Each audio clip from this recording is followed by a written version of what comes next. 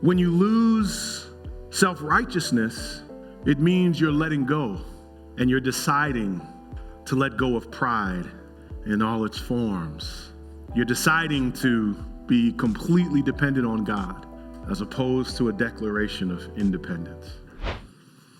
I said this earlier, but I promise you, here's what I want.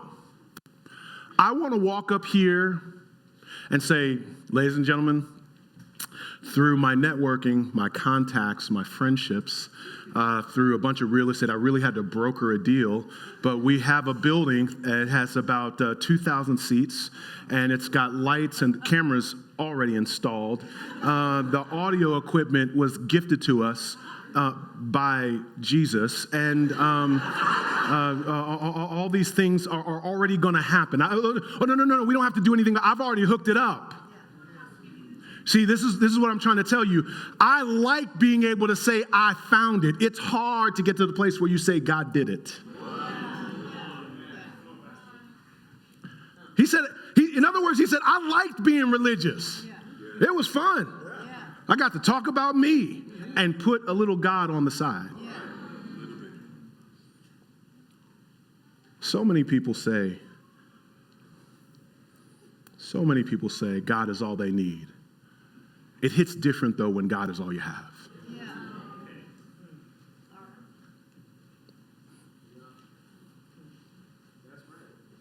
It's very different. Very different. And the Lord will put you in a place where you are humbled in his presence. And you acknowledge, this is what he means. I've suffered the loss. I've died to my pride. I've been humbled to come to him and seek his face.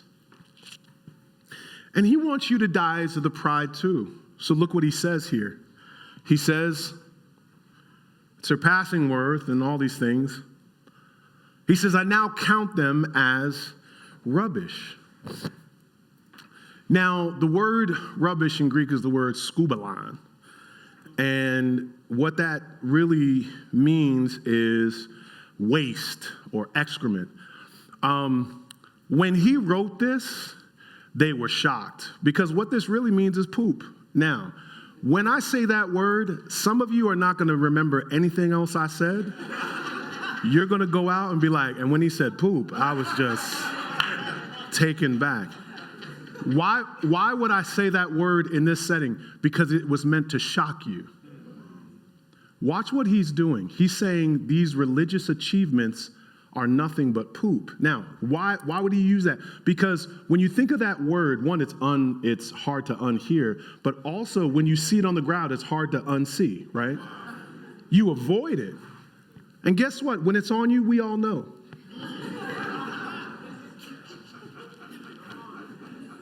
Who is that? Oh, it's me. And what he's trying to get at is, I want you to avoid. See, you've been looking at religious people, looking up to them. I want you to look down on them like dogs, and I want you to see their religious achievements something to be avoided like poop on the ground. Don't look up to these people and don't do what they do. Dogs and poop. Look what he says in this text. He's trying to shock you into the reality of who these people really are.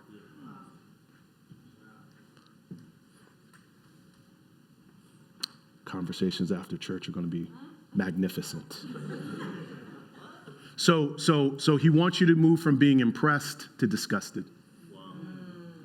And here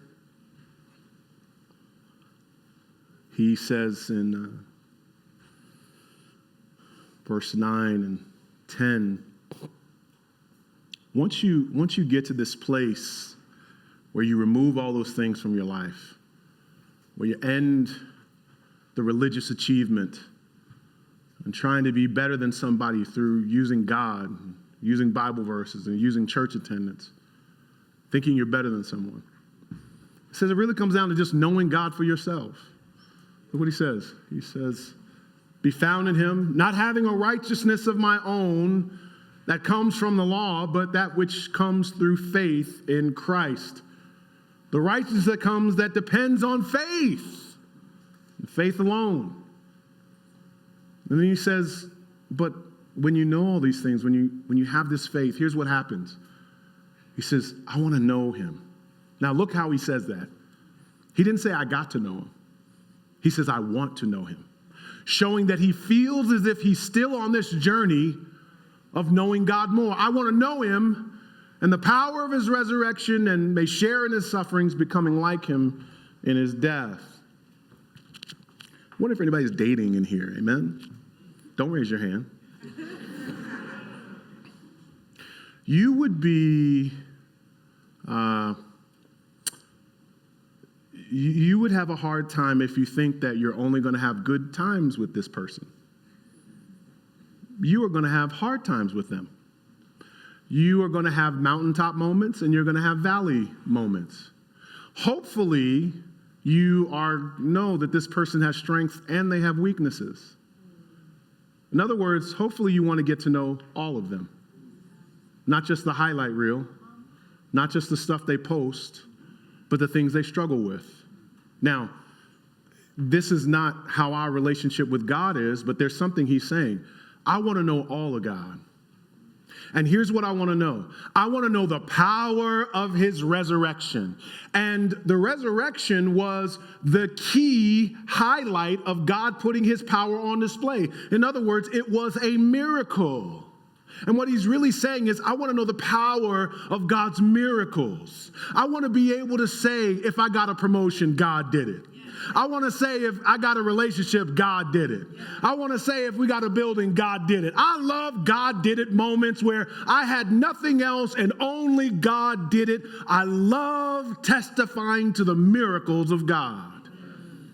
He says, I want to experience that kind of power. Side note, I don't have time for this in the sermon, but what he's actually saying is the way to power in the Christian life is through submission and intimacy. The way to power in the world is through beating your chest, being out front. But he says, I want to know the power of his resurrection. But then he says, but I know miracles aren't the only thing in the Christian life. He says, I hate to tell you all this, but there's suffering too. That comes in the package. And I've accepted that suffering is in this package, in this relationship. But I want to invite you guys into a vision that maybe in your walk with God, you've only experienced the frustration of suffering, but you've not had a vision of the fellowship of suffering. You see, in your grief, in your loneliness, in your depression, in your anger, in your doubts, in your confusion in your life, some of you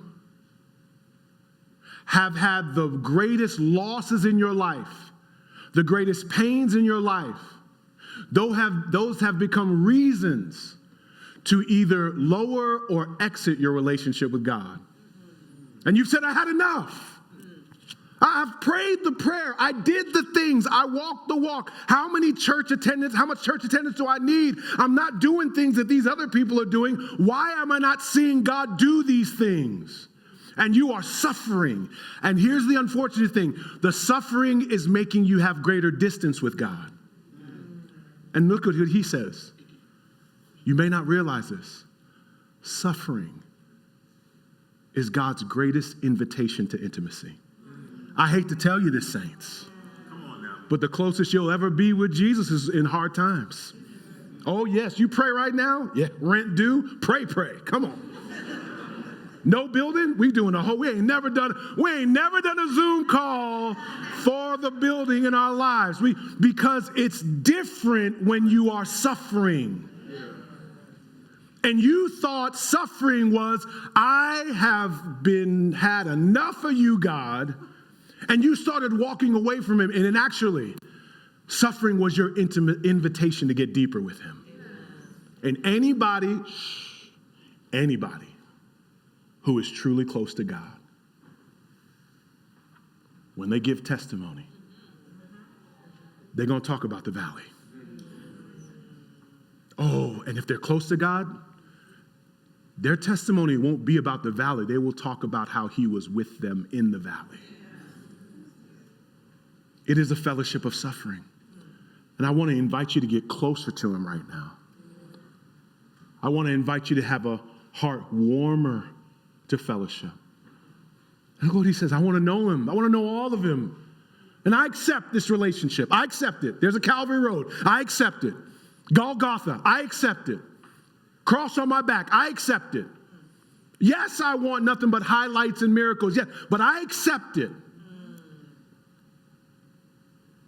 Because this is what it means to truly know him.